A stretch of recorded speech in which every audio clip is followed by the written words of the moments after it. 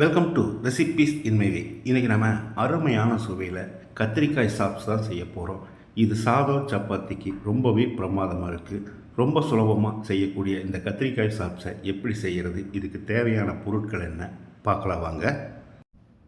வாணலியில் 3 table spoon எண்ணெய் ஊற்றிக்கலாம். 2 கிராம்பு, 1 துண்டு பட்டை,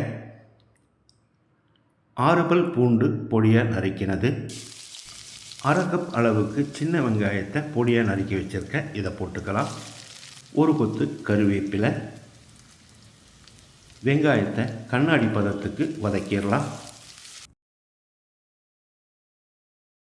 வெங்காயம் இந்த அளவுக்கு வதங்கினது போதும். 400 கிராம் அளவுக்கு கத்திரிக்காயை நீல வாக்கில் நறுக்கி தண்ணியில் போட்டு வச்சுருக்கேன், இதை போட்டுக்கலாம். 1/2 கிலோ கத்திரிக்காயில் 100 கிராம் சொத்தையாக போச்சு, அதனால தான் 400 கிராம் கத்திரிக்காய். இந்த கத்திரிக்காயை எண்ணெயிலேயே ஒரு 2-3 நிமிஷம் வதக்கணும். 2-3 நிமிஷம் வதக்கினதுலேயே பாதி அளவுக்கு வெந்துருச்சு. 100 கிராம் அளவுக்கு ஒரு தக்காளியை நறுக்கி வச்சுருக்கேன், இதை போட்டு பிரட்டி விட்டுடலாம்.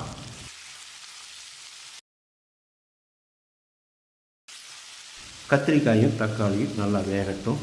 ஒரு 2-3 கை தண்ணி தெளித்து மூடி வச்சிடலாம். இடையில ஒரு 2-3 தரம் கலந்து விடணும்.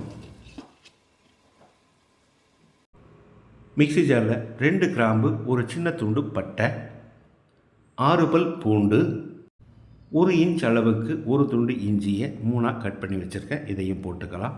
5 வரமிளகாய், காரம் குறைவாக வேணும்னா 3 அல்லது 4 மட்டும் சேர்த்துக்கோங்க.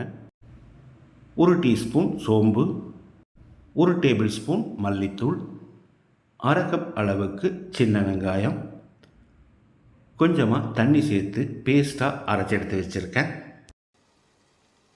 கத்திரிக்காய் 3/4 பதத்துக்கு வெந்திருக்கு. இப்போ இதில் நம்ம அரைச்ச பேஸ்ட்டை ஊற்றிடலாம். கூடவே தேவையான அளவுக்கு உப்பு சேர்த்துக்கலாம். நான் 2 டீஸ்பூன் உப்பு சேர்க்குறேன், நீங்கள் பார்த்து போட்டுக்கோங்க. நம்ம அரைச்ச மசாலாவோட பச்சை வாசனை போகிற அளவுக்கு ஒரு 2-3 நிமிஷம் நல்லா பிரட்டி விடணும். கத்திரிக்காயில் மசாலா நல்லா பிடிக்கணும். ஒரு 5-6 நிமிஷம் மூடி வச்சிடலாம். இடையில அடிக்கடி கலந்து விடணும். குறைஞ்ச தீயிலேயே வேகட்டும்.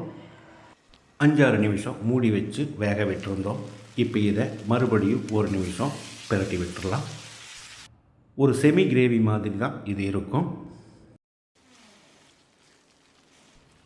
இப்போ பொடியாக நறுக்கின மல்லி இலையை தூவி கலந்து விட்டு இறக்கிடலாம். இதுவரைக்கும் நீங்கள் சாப்பிடாத மாதிரி அருமையான சுவையில் நான் செஞ்சுருக்கிற இந்த கத்திரிக்காய் சாப்ஸை இதே மாதிரி இதே அளவுகளோடு நீங்கள் செய்து பாருங்கள். இந்த வீடியோ பிடிச்சிருந்தா லைக் பண்ணுங்கள், கமெண்ட் பண்ணுங்கள், ஷேர் பண்ணுங்கள். சப்ஸ்கிரைப் பண்ணாதவங்க சப்ஸ்கிரைப் பண்ணுங்கள். மறக்காமல் பெல் பட்டனை கிளிக் பண்ணுங்கள்.